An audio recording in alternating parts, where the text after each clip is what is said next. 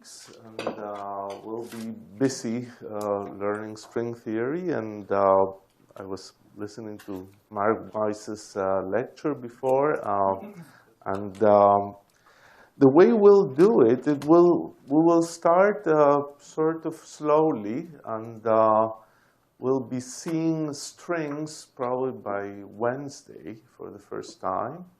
And before that, we'll set up a few of the ideas we need to know in order that we have the language and the technology and a conceptual preparation to the key elements that will be necessary later on. So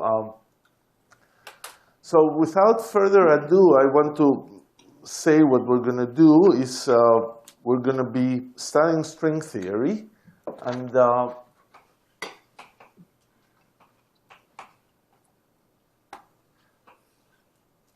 And the reason people study string theory is essentially falls into two categories. One, it may be a unified quantum theory of all interactions. So that includes gravity, and it's really the reason why string theory became popular in the 80s.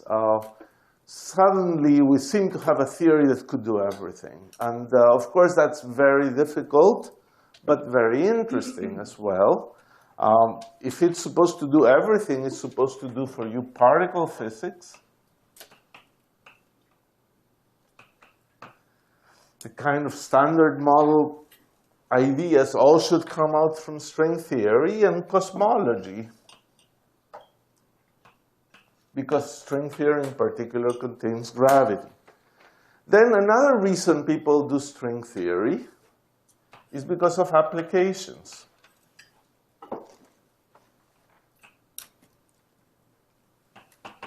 And the applications run into very many areas, and probably they're all quite interesting. One that perhaps is not too relevant for us, but it's fascinating, is the applications to mathematics.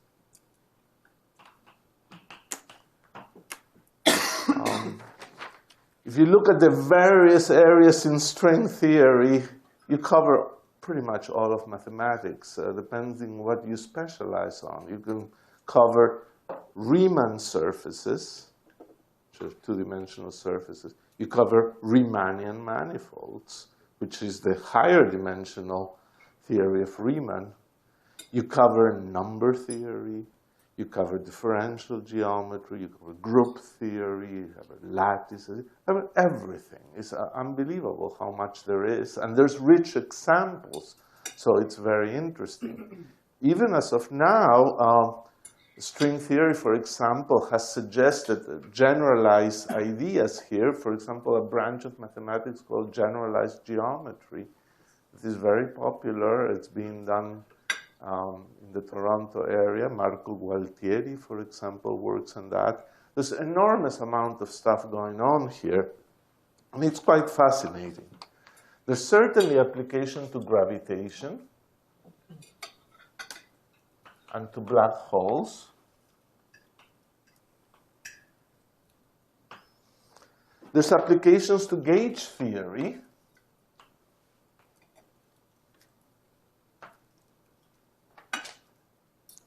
I'll use this blackboard.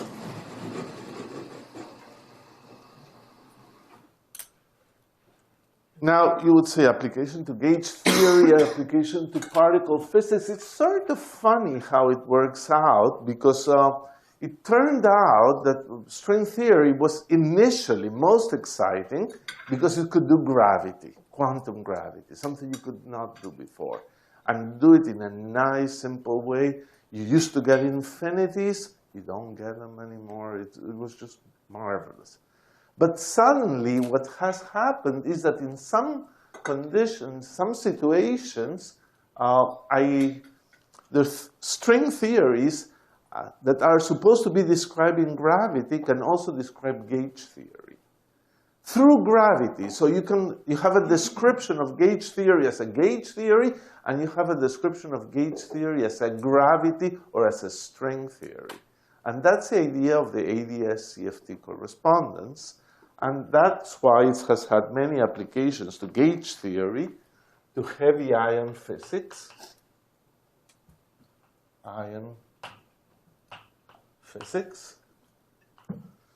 it's the quark-gluon plasma,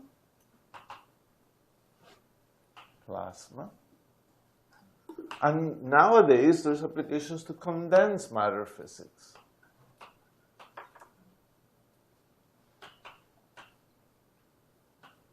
And these three fall under the rubric of the ADS-CFT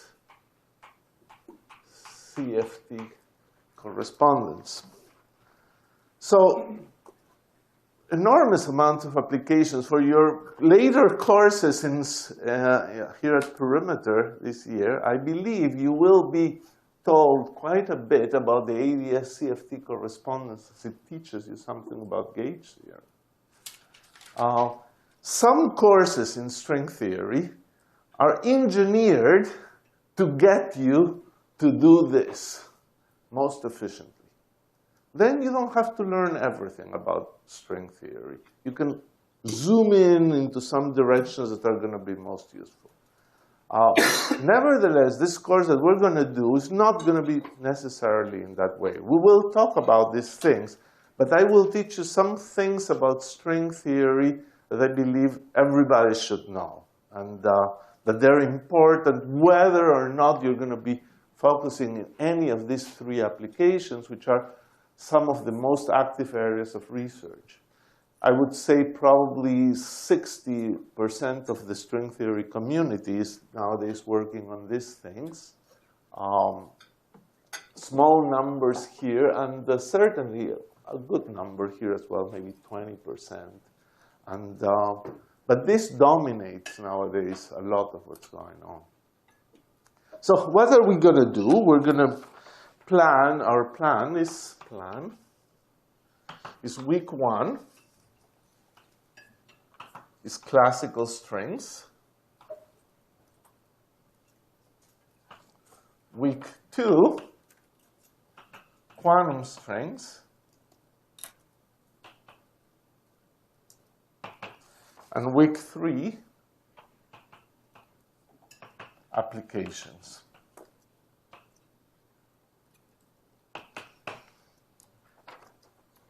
And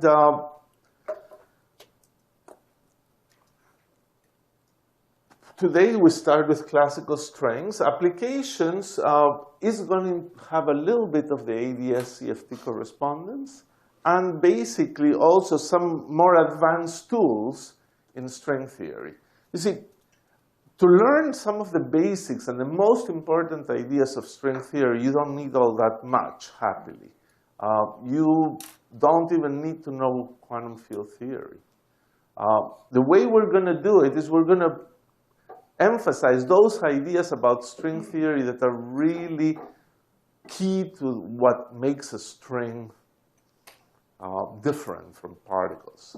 So we will not necessarily have to use very sophisticated tools. But that doesn't mean things are very simple. It's a game with simple rules, but nevertheless can get quite interesting and quite sophisticated. So another remark, perhaps organizational, I'm going to follow and give assignments that are going to be based on the book I wrote on this subject. And the book is available. Debbie Gunther has the book, has many copies of the book. You will probably benefit from having it in order to read and to do the problems or do other exercises if you need more. There's several copies in the library as well, I've been told. And it's going to be used for most of this, except a few things in week 3.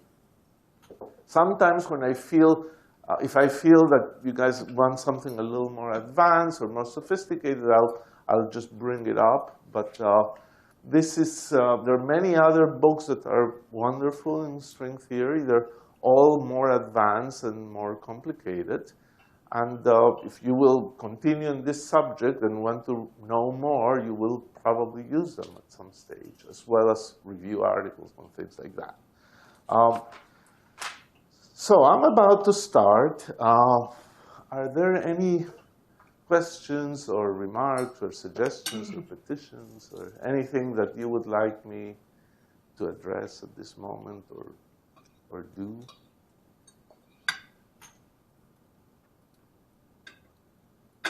Okay, so I'll get going. I think I figured out how to make these things work.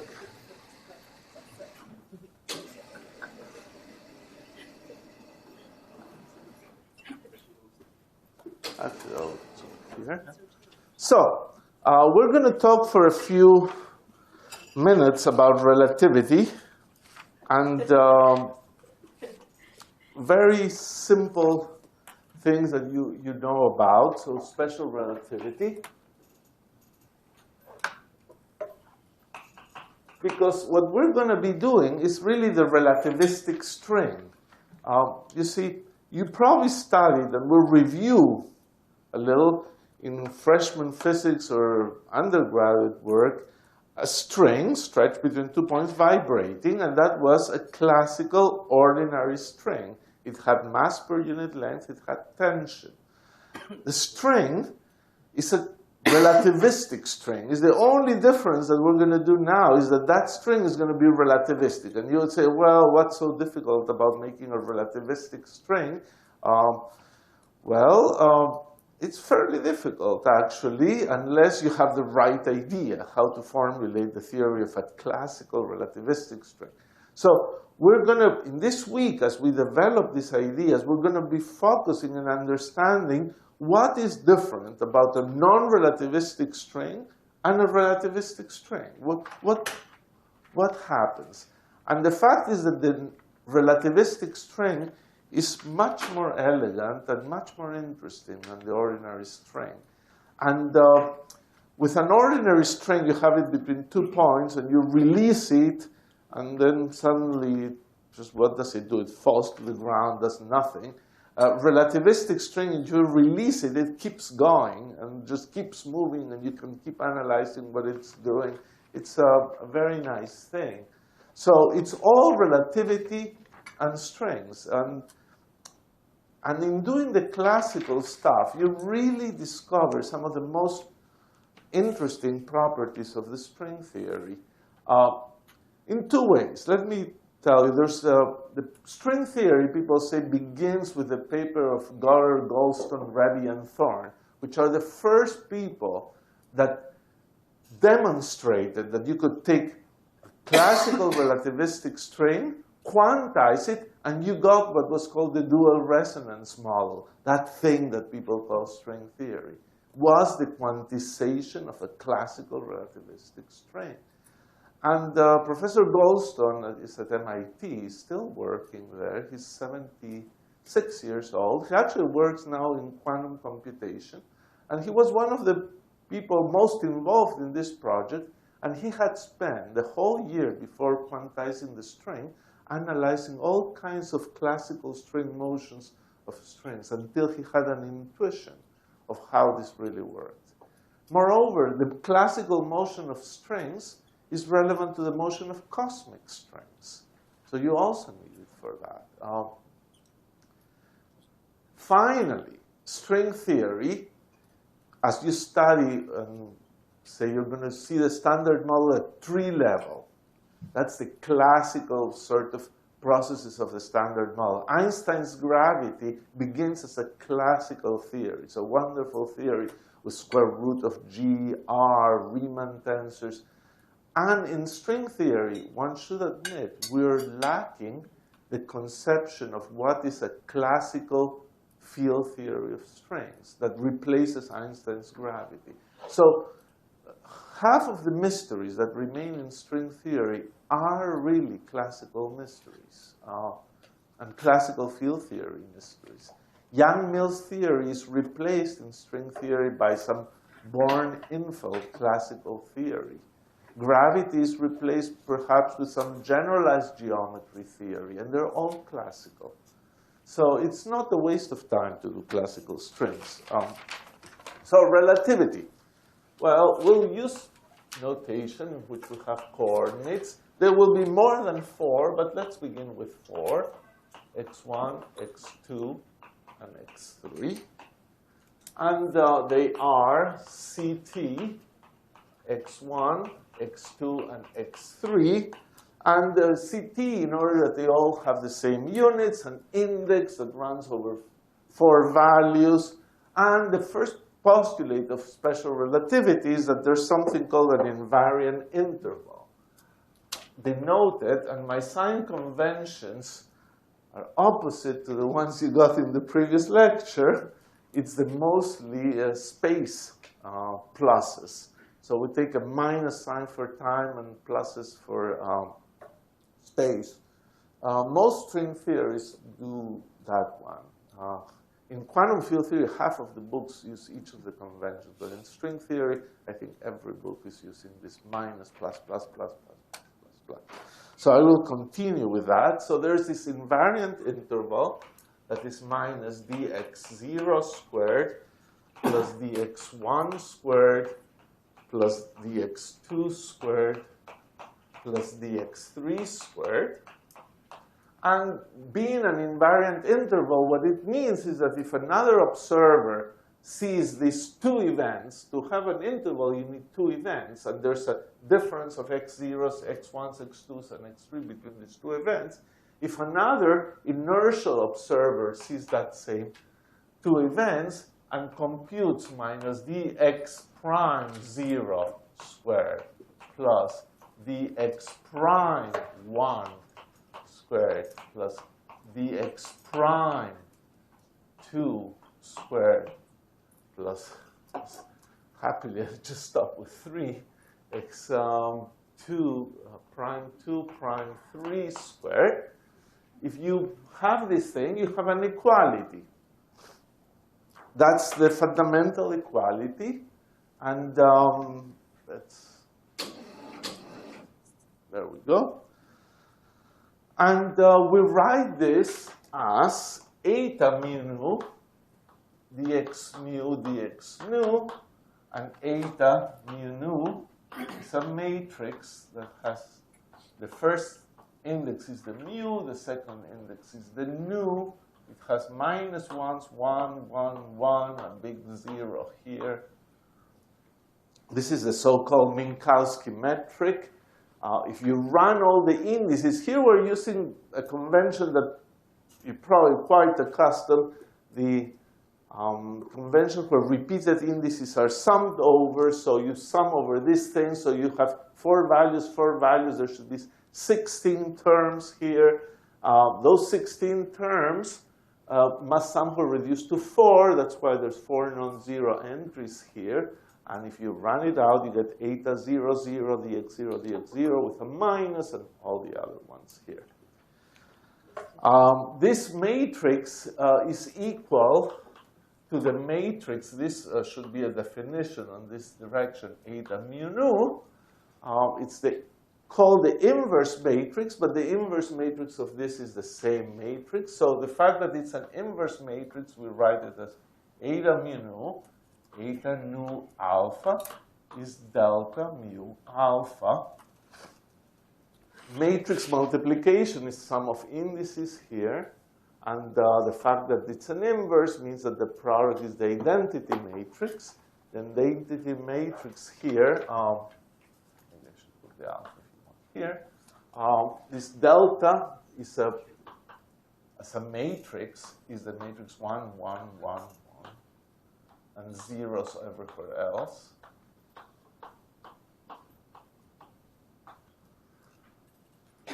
Yes? So when we define the sign convention of the Minkowski matrix, do we define on ds squared or minus ds squared? Right, that's yet another sign convention. So I put minus ds squared is equal to this, and that will be useful. So Books do it in different ways. It's your choice, and there are different conventions. But we put minus ds squared equal to this thing instead of ds squared. And the reason we do that is that we definitely want this metric to be minus plus plus plus. So this agrees with this. And the minus here is chosen in such a way that when you have a time-like interval, so a particle that doesn't move defines a time-like interval, then dx0 is positive, exists, the dx's are 0, say for a particle that doesn't move, and in that case, ds squared is positive. So in this convention, time-like intervals have positive ds squared, and that's convenient. So a couple of remarks here. Delta mu mu is sum over repeated indices is equal to d, is the dimension of space-time. In this case would be 4.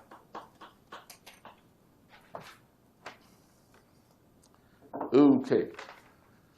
Now, Lorentz transformations that we're going to use, we consider frames S and S prime with common origins. So both have this space-time point in common, or 0, 0. Which is to say they've adjusted their clocks and their axis in such a way that at some time that you can call 0 in both frames, the origins coincide. Now, after that, you can look at an event. Look at an event. P, described by coordinates x mu or coordinates x prime mu. And look at the interval,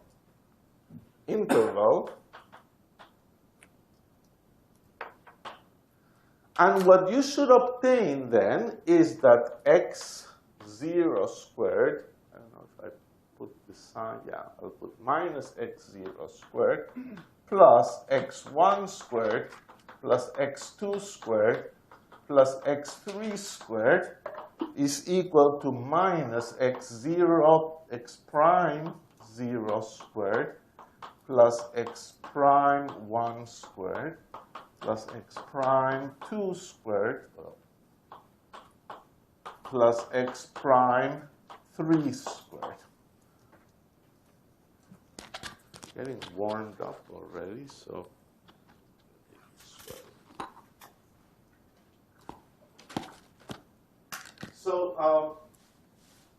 this thing on the left-hand side and on the right-hand side are the intervals between that common origin and that point that you're looking at. And that's it. That's all you need to define Lorentz transformations. Lorentz transformations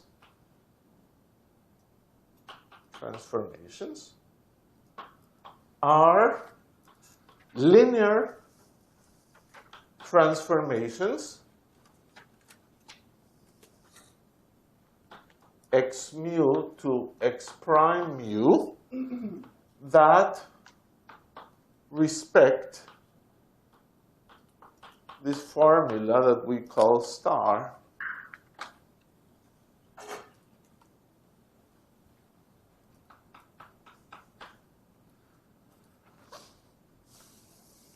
Now, you would say, well, do you want to say that, or you want to say linear invertible transformations that respect that? It's a small point, but it's an interesting point. Should I say linear invertible, or should I just say linear? Well,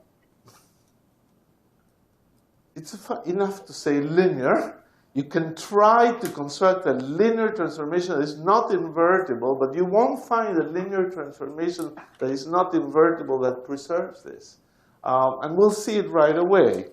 So how do we write this? We write this as x prime mu is equal L mu nu x nu. This is a matrix of numbers that transforms the x's into the x primes. The fact that this this equality should hold is star is the statement that eta mu nu x nu is equal to eta mu nu x prime nu x prime nu. So using that formula, it's eta mu nu L mu alpha L nu beta x alpha x beta. I used it twice. And then I relabel indices called mu and nu alpha and beta mu and nu in order to make this match. So you have eta alpha beta L alpha mu L beta nu x mu x nu. So far, so good. Now, the equality of these things, these two sides, actually means that these two things are the same. In general, it would mean that the symmetric part of this, because this is symmetric in mu and nu, is equal to the symmetric part of this, because this must hold for any x's. But this is symmetric by definition, and this is symmetric in mu and nu by construction. So it really means the equivalence of these two.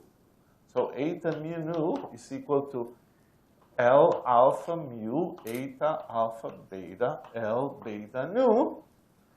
And we write it as in matrix notation as eta is equal to.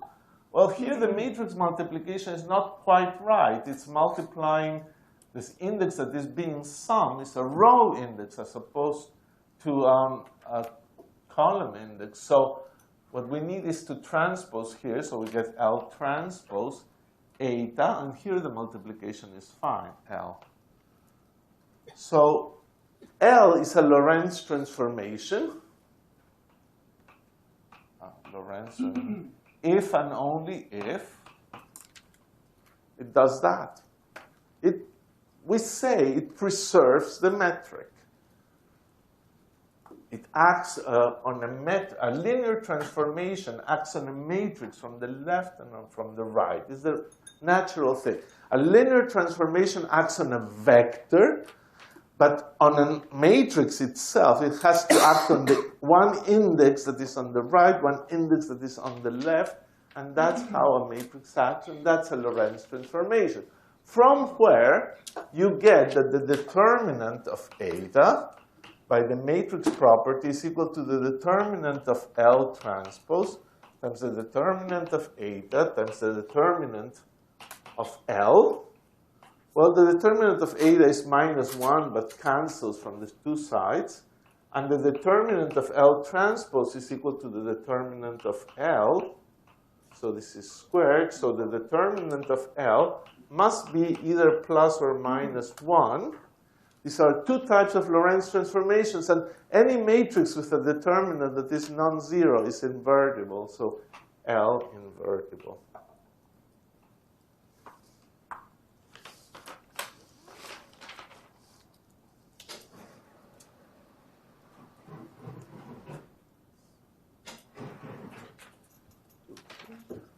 So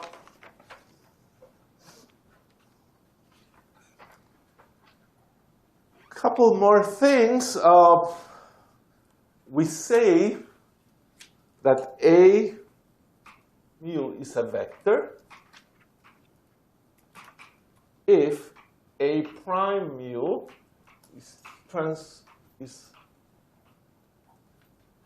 if it transforms like the x's with a Lorentz transformation, then A is a vector.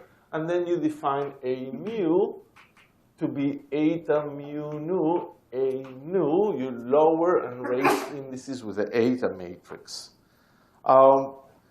As we keep on reviewing these basic things, I should say a couple more things about proper time. Proper time for a particle, say. We have minus ds squared is equal to, and you say you're sitting on a particle, and you put a Lorentz frame on that particle. In that Lorentz frame, there's only time going on because the frame is moving with the particle at least for a little interval of time. So this is minus dt on the particle. That's what is called a proper time squared and c squared. Remember the units have a c in there. And then if you look at it from the lab or from any other frame, it's minus c squared dt squared plus dx squared. If the particle in that frame has some velocity, this is minus c squared dt squared plus dx squared would be c v squared dt squared. So it's a rather simple thing how to calculate the proper time. You have in here minus c squared minus v squared dt squared. So the proper time is here. Now for a particle that is moving, this means that ds squared is equal to d tau squared times c squared, and you cancel the sign, and then we take the square root of this and we call it ds, is d tau times c. And so ds is defined to be the square root of ds squared. That sounds a little pedantic, but intervals are funny. ds squared may be positive, negative, or 0. So we write ds squared here, and we don't write minus ds squared. This is not what we mean here. We mean something called ds squared, and for good things like time-like intervals, this square root of ds squared is, you can take the square root and we call it ds. So if you have a vector, dx mu, ds is a relativistic scalar, so that's still a relativistic vector. And then it has no units, but it looks like a velocity, and it's clearly related to a velocity, at least in the spatial components, because ds is mostly c dt if the velocity is roughly small. So this is a relativistic velocity, and in order to have units of momentum, you put an mc. This has no units. And this is the relativistic momentum. It came out from there. It has a nice property, p mu is equal m squared c squared dx mu dx, I could put it mu down here, ds. In raising and lowering indices, this thing is really also dx mu, if I accept that we can raise and lower indices. So this thing is minus ds squared, so I get minus, this is minus 1, and I get minus m squared c squared, the opposite sign that Mark Weiss was doing this morning. The intervals notation, ds squared positive, we call it time-like. Ds squared 0, we call it light-like. And ds squared negative, we call it space-like. The intuition. You at the beginning of the class and you at the end of the class are defining a time-like interval. Because ds squared is positive, and why is ds squared positive because you change the sign and you get dx0 squared minus all this. And a lot of time has passed, but you haven't moved that much. So you're definitely time-like. Light-like is what light does. If you consider two events joined by light, click a lantern, the beam reaches the moon, those two events are light-like separated. The amount of time is just right for the distance that the light travels. And these are two simultaneous events in one frame. So at 10 o'clock, this point and the point in the cafeteria are space-like separated. So one more piece of notation, a mu, b mu, the dot product. You can raise or lower indices a mu, b mu, and it's minus a0, b0, plus the sum from I equal 1 to 3 of ai, bi. So if you use both 0 and 0, the minus shows up. It's the minus of the eta here. So I could write it as eta mu nu, a mu, b nu. And you write it out and you get this. So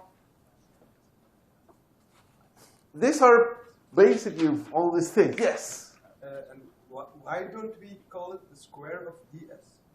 We don't want to call it the square of that because then if you had a space-like interval, suppose you have some interval in which this is 0, then this thing would all be positive. And if I call it the square of this thing, it would be imaginary, ds. And we don't want that. Don't want that. Just not worth it. OK, now we're going to go this way. We go front, middle,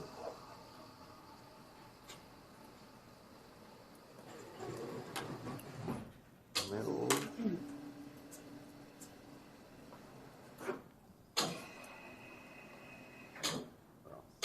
I'm not sure if I got it right, but anyway, good enough. So maybe, can I ask you one question? So do you define this minus sign minus ds squared equals to eta mu dx? Right, yeah. That's very non-standard. No, it's not very non-standard. I think Dirac does it, and there's several other relativists that do it. Yeah, it's sort of, it's the constraint that you want ds to be positive for a time-like interval, and you want eta to be minus plus plus plus. You're forced to that. It's not very non-standard, actually. In Misner, Thorne, and Wheeler, there is this appendix, or this last page, in which are all the conventions that people use in relativity. And there is that sign. That sign is part of the conventions. OK, I'm going to talk now about a set of coordinates that is a little less familiar, which is light coordinates.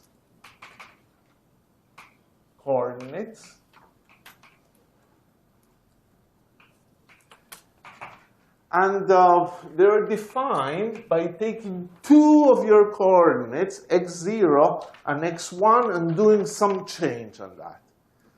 Why do we do that?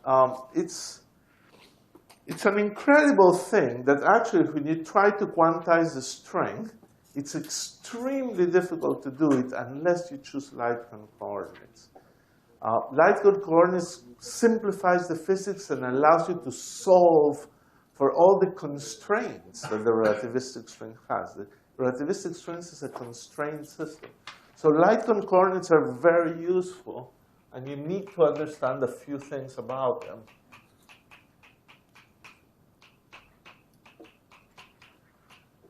x0 minus x1. You pick two of the coordinates, the time and another one, and form linear combinations. Now, if you have here x1 and x0, look at this point. This point at 45 degrees are the points on which x minus is equal to 0, because x0 is equal to x1. Therefore, the points x minus equal to 0 is called the axis x plus. Remember, the x-axis is the set of points where y is equal to 0. That's its definition. So this is the x plus axis, and this is the x minus axis. These are the points where x plus is equal to 0. Now, the issue is that even if we do light cone, we want to think of one of the light cone coordinates as time and the other as space.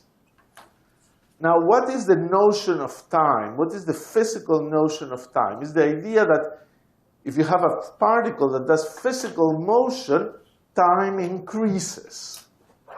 Time increases for physical motion. And physical motion are all these motions in which, say, motions with constant velocity are all these ones. These are physical motions. This here is not physical motion, you're going too fast.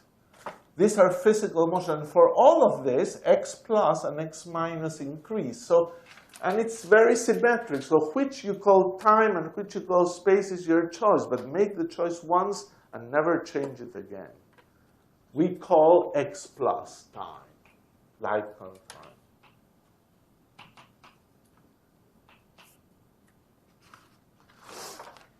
Now, what happens to your metric? It's an important thing.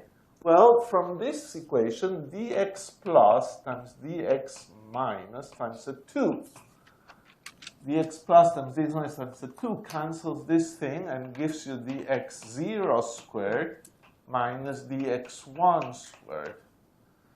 Therefore, minus ds squared is going to be equal to is minus dx0 squared plus this, so it's minus 2 dx plus dx minus, plus you still have the second coordinate and the third coordinate.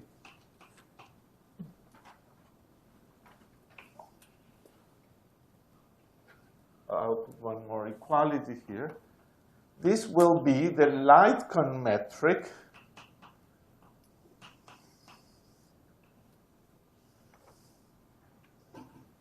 like this. I put a hat to distinguish that it's a light cone metric. And now the indices maybe should have hats or should use a different label, but I won't bother. What are the indices now run for? Before, mu and nu went from 0 to 3. Now they run. Mu can be a plus index, a minus index, 2, and 3. Because the 0 and 1 have been traded for plus and minus.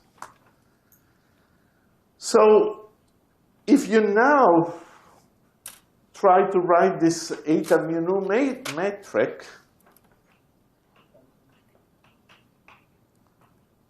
you have, and now it will have a plus, minus 2 and 3, and the other one here, x1, plus index, minus index, 2 and 3. Well, 2 and 3 is the same as before, so we have 1, 1, 0, 0. There's no mixtures between plus and minus and 2, 3 there, so this is big 0, big 0. The funny thing is how it all comes in the little matrix in here. In the little matrix in here, there's no plus plus, dx plus squared, no dx minus squared. So these are 0.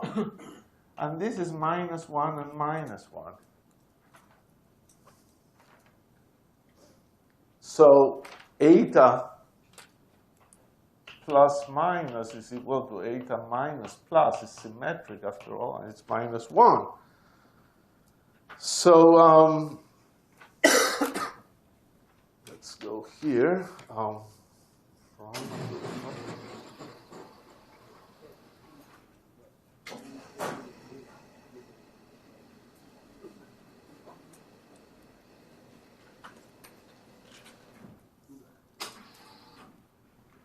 Now,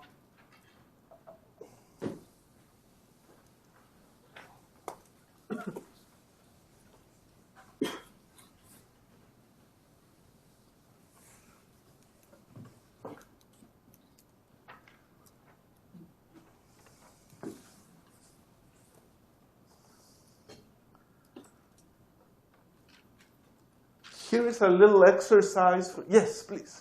So what you're actually doing over here is nothing but just redefining just rotating it by 45 degrees, right? But not really rigid rotation either. I mean, you're choosing 2 out of your 4 coordinate, 2 out of your 4 coordinates, and all you're doing is just mixing it, linear combinations. So the rotation is just x naught sine theta plus y naught cos theta, and then you're just putting theta equals to 45. Yeah, you could say we're doing exactly that. Yes. So it is rigid rotation. Yeah, no, it is a rigid rotation, Yes. I'm sorry. But it's not, which is what I wanted to show, is that it's not a Lorentz transformation in the following sense. You see, and that's why I think I reacted immediately to your saying, no, it's not a rotation. In Lorentz transformations, you have boosts and you have rotations. But things that mix time and space are not usually called rotations. They're called boosts. Yes. I mean, the coordinate frames will go like this. In place That's of going right. like this, they go nearby. Sure. That's right. So it's not a rotation in the sense of Lorentz transformations, and it's not even a boost in the sense of Lorentz transformations. Because, as you said, it would do this kind of thing, and it's not done. So this is a little exercise. Show that the transformation x0, x1, x2, x3 goes to x0 prime, x1 prime, x2 prime, x3 prime equals to x plus, x minus, x2, x3 is not a Lorentz transformation. It's not a complicated exercise, but it's a good exercise. Make sure you understand why this is not a Lorentz transformation.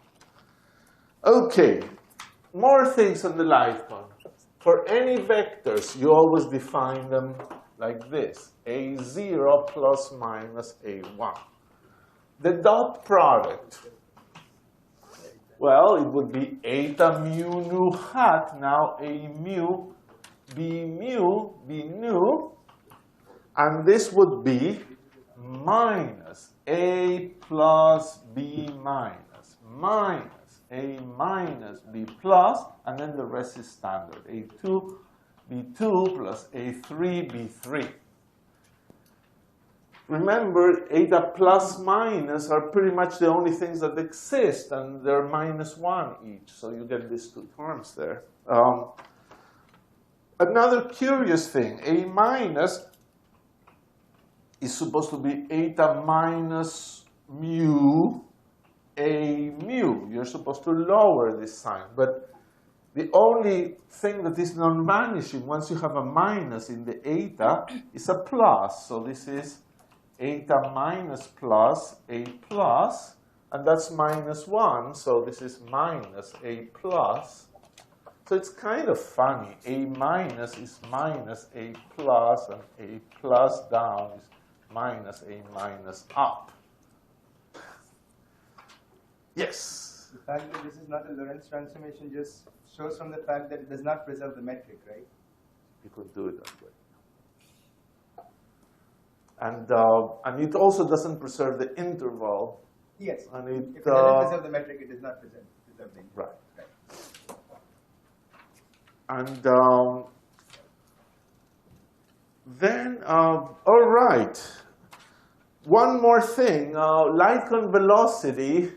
It's sort of, the light cone frame is sort of a non-relativistic frame. If you would say, okay, x plus is time and x minus is space. So what is the light cone velocity? You would say maybe dx minus over dx plus measures the change in space with respect to time. And then you see there on this graph that I will redraw here, that if you're here, if you move like this, for example, here is x plus and here is x minus. In this limit, as you go in this direction, x minus doesn't change, but x plus does. So this goes to 0. So that light cone velocity is going to 0. In fact, a light beam going to the right here, x plus changes, but x minus doesn't. So it has 0 light cone velocity. V light cone equals 0. If you're not moving, dx minus, between any 2 points, dx minus is equal to dx plus, and the light cone velocity is 1. And if you're going in this direction, as you go in here, dx minus, if you go very close here, dx minus changes a lot, but dx plus changes very little. So the velocity is going to infinity. So here is light cone velocity equal infinity. So as you move from the light cone here, you got 0 velocity up to infinite velocity in that direction. It's sort of the peculiarities of the light cone that it looks like things are non-relativistic. Of course, nothing is non-relativistic, but the language is non-relativistic. One last comment is light cone energy. Here, this is the middle board, so that should go down.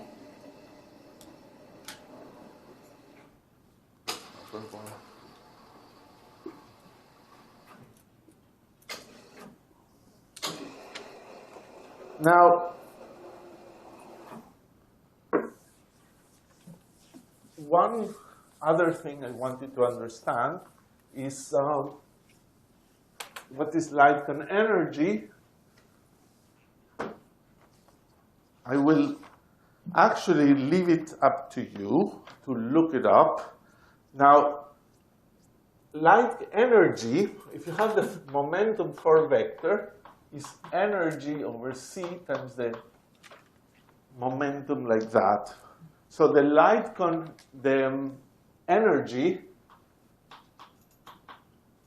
that we usually call the energy is P0 times c, which is minus P0c.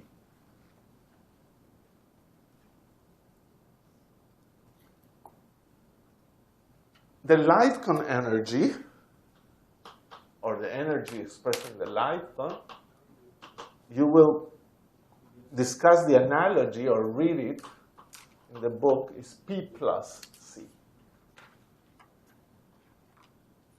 So P plus C down is the light cone energy. Now, because of the light cone metric, you have here that this is P minus C. And this is the intuition that will be used all over in this course, that the light cone energy is P minus, up to a factor of C. But that's basically what we need. Now, the last thing I want to discuss in the last 5-6 minutes is making up spaces and compactification. It's a very useful tool in string theory that you can make up spaces by identifications, not by just any other kind of construction. Now, spaces that are made up by identifications are not extremely general, but they're general enough. So, for example, compactification and orbifolds. So, suppose I want to make a circle. I take the real line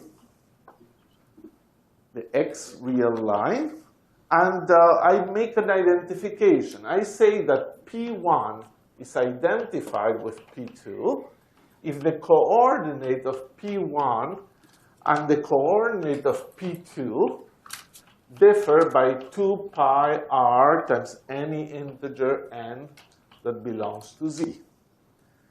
This is a funny way of describing a circle.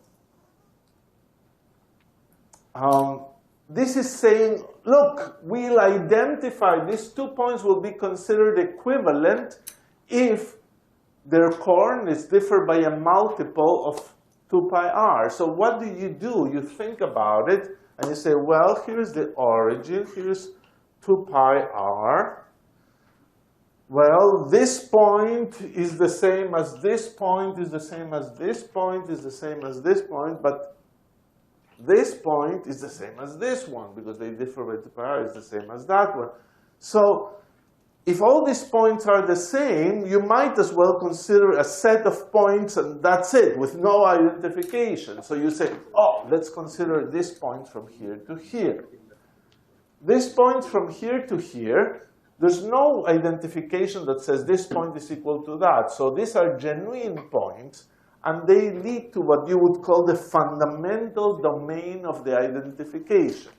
Now, this identification, to save language, people write it as x similar x plus 2 pi r. They don't even write the n, because if x is equivalent to an x plus 2 pi r, then the second x is equivalent to another x plus 2 pi r, and you can do this ad infinitum.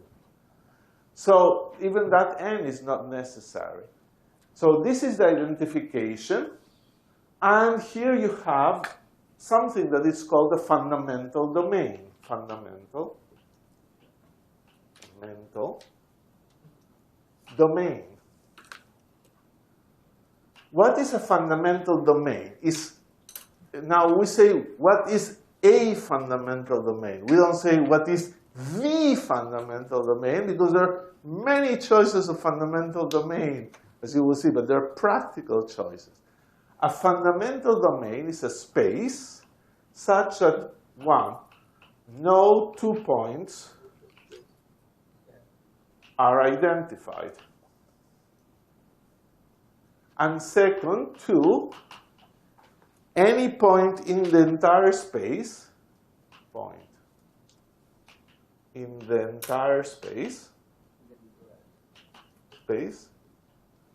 has a representative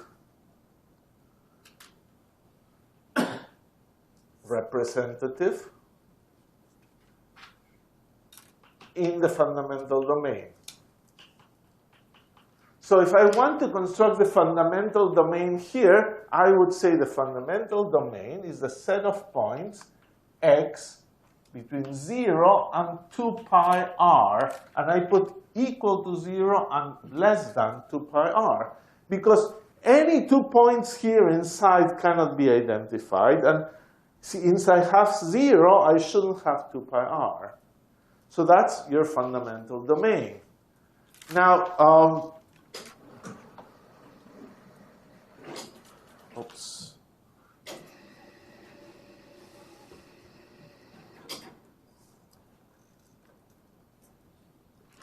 Okay. So now how do you build the space? The space that you're looking for is built by taking the fundamental domain, adding its boundary, and implementing the identification. So we take the fundamental domain, in this case is this. Now this fundamental domain is missing a boundary. Here the boundary at 0 is included, but the 2 pi r is not. So now you put x between 2 pi r and 0, and then implement the identification, which is to say now we have from 0 to 2 pi r, and we glue these 2 points, and we've made the circle. So we put the boundary, and we glue. I'm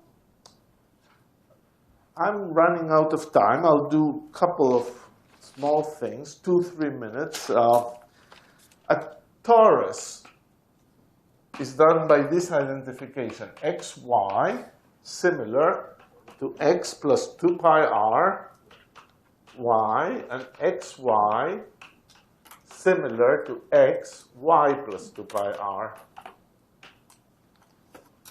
Why?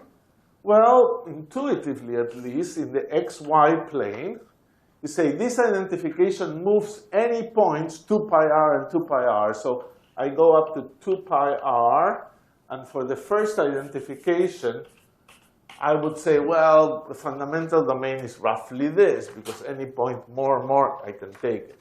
But for the second identification, you have the same thing with here. So you can have here and another 2 pi r here. And now this is identified with this, with that. So at the end of the day, you really got this thing that seems to be a good fundamental domain. And it is a good fundamental domain, a square. And now these points are identified with this one. So this is with this. And these points are identified with that. And that's what we call a torus. We glue this, so you make a little cylinder, and then you glue the right end to the front end to the back end. You've got your torus. One exercise, and I'm quitting in 1 minute. Example, how about this thing? X plus 2 pi r, y plus 2 pi r. What is that in the plane? What do you say?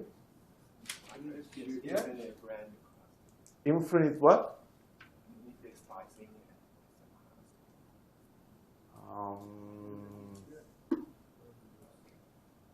You have to say it louder. Infinite. So you can do from x from 0 to 2 pi r and y from 1 to 2. Right. And So also the other way. So you can go here. You could say, well, x, this point here, and here is 2 pi r. This point is identified with this point. And then this identified with this, and this identified with this. So that's it. That's one presentation. But it's not very clear.